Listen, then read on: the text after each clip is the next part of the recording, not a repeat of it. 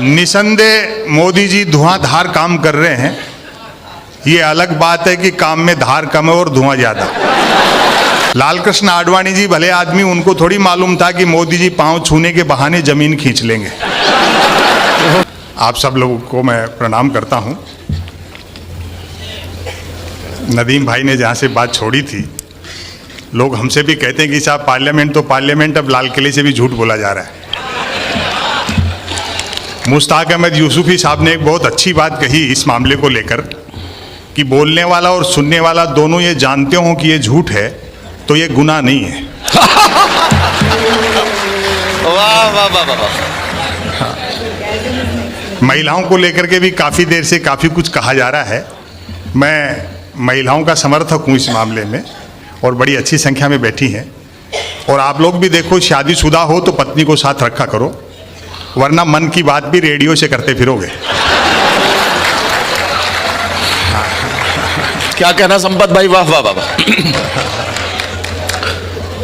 लोग हमसे कहते हैं कि साहब आप इतने तीखे क्यों बोलते हो। सिस्टम से सवाल करना शायर की, कवि की, रचनाकार की जिम्मेदारी है। सच्ची बात है। 4 साल 4.5 साल से कैसेट बज रहा है, डीजल पेट्रोल हमारे हाथ में नहीं है, रुपया अंतर्राष्ट्रीय कारणों से गिर गया, महंगाई भ्रष्टाचार के लिए कांग्रेस जिम्मेदार है, बाकी सारी समस्याएं नेहरू छोड़ गए, फिर भी कोई दिक्कत हो तो पाकिस्तान चले जाओ।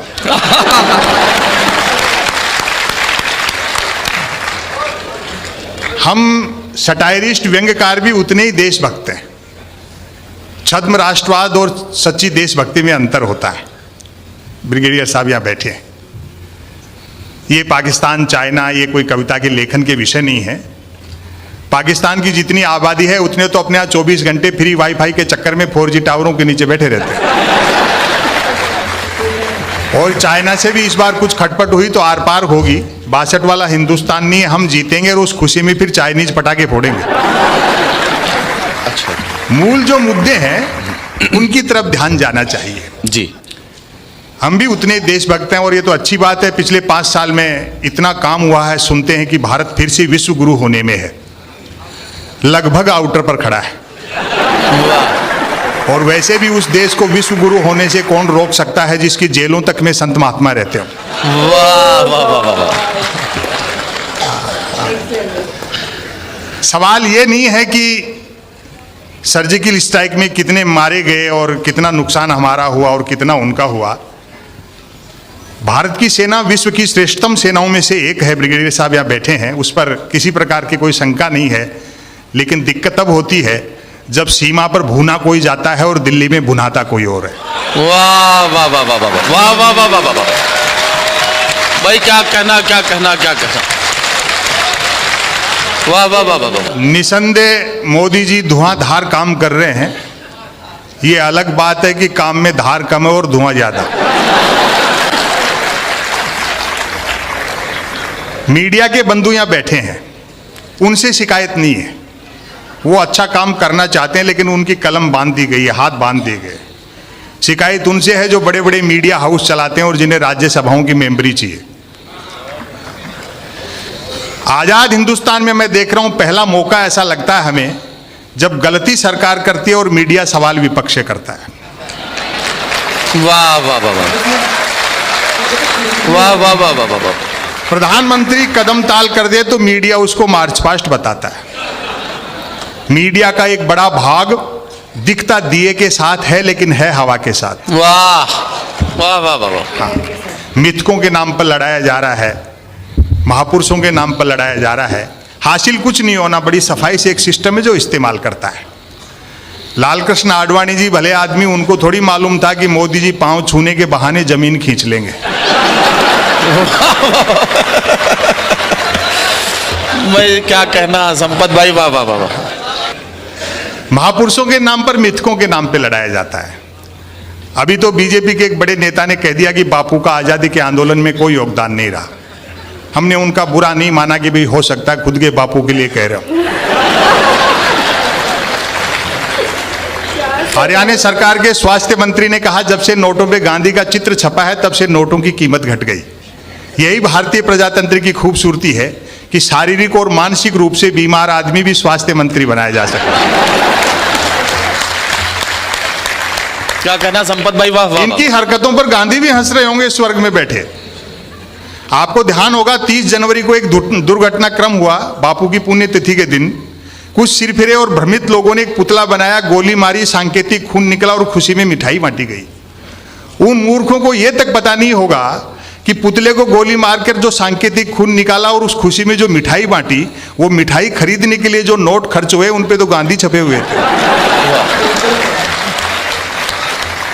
देश सबका है, सब देश के हैं, देश मोहब्बत से चलता है, हाँ, प्रेम और भाईचारे से चलता है।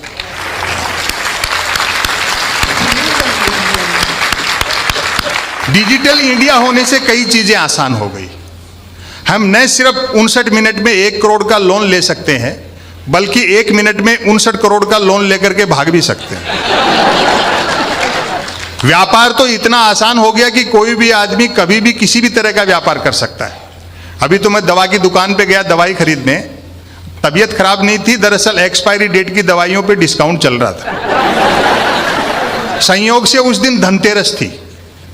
दुकानदार ने पूछ लिया आज दवा की क्या जरूरत पड़ गई। मैंने कहा तबीयत खराब नहीं है, दरअसल 2 कारण है, एक तो आज धनतेरस है तो कुछ ना कुछ खरीदने का रिवाज है, और दूसरा आज के दिन पूरे बाजार में आप ही के यहाँ सबसे कम भीड़ थी।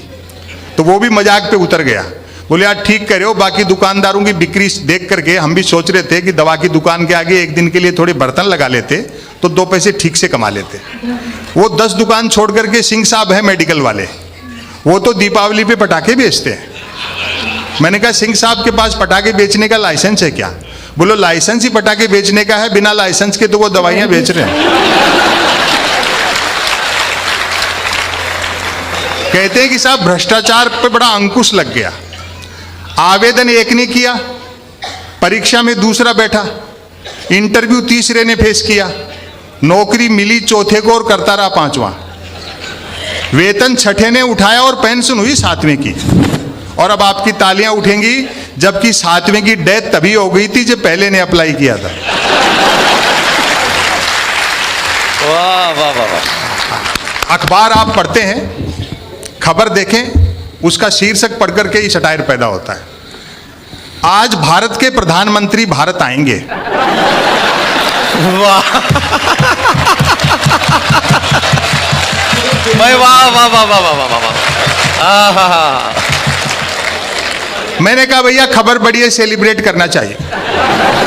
मैंने एक 7-8 साल के बच्चे को 10 रुपए दिए। मैंने कहा बेटा सामने आइसक्रीम के ठेले वाला है, 5-5 रुपए की 2 कुल्फी खा, एक ले आ, एक तू खाना एक मैं खाऊंगा, आज भारत के प्रधानमंत्री भारत आएंगे। बच्चा गया, एक आइसक्रीम खाता हुआ लौटा, बोला अंकल उसके पास सिर्फ 10 वाली थी, आप फिर कभी खा लेना। और जो मैंने उससे पूछा आनंद इसका लें, मैंने कहा बेटा छोटी सी उम्र में इतना टैलेंट, चाय वाय बेचते हो क्या?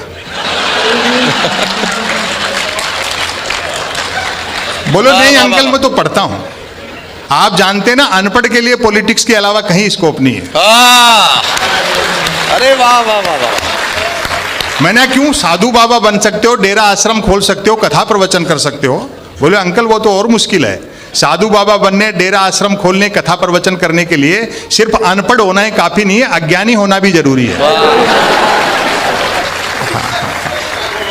दुनिया के किसी देश में ऐसा उदाहरण नहीं मिला होगा जब वहां के प्रधानमंत्री या राष्ट्रपति की डिग्रियां प्रेस कॉन्फ्रेंस करके दिखाई गई होंगी। हालांकि मैं इससे सहमत नहीं हूं। भाई डिग्री पे क्या सवाल उठाना, जब सैटेलाइट लॉन्च होकर के अपनी कक्षा में स्थापित हो गया, धरती के चक्कर काट रहा है, फिर क्यों डिजाइन पे बहस कर रहे हो? हालांकि प्रेस कॉन्फ्रेंस करके डिग्रियां दिखाई, तब जाकर विरोधियों के मुंह बंद हुए कि हमारे प्रधानमंत्री ने न सिर्फ एमए कर रखा बल्कि बीए भी कर रखा है।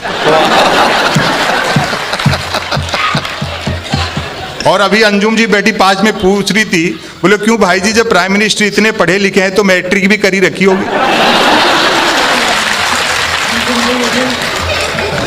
भाई वाह वाह वाह वाह, क्या कहना संपत भाई, वाह वाह वाह। अच्छे दिन आएंगे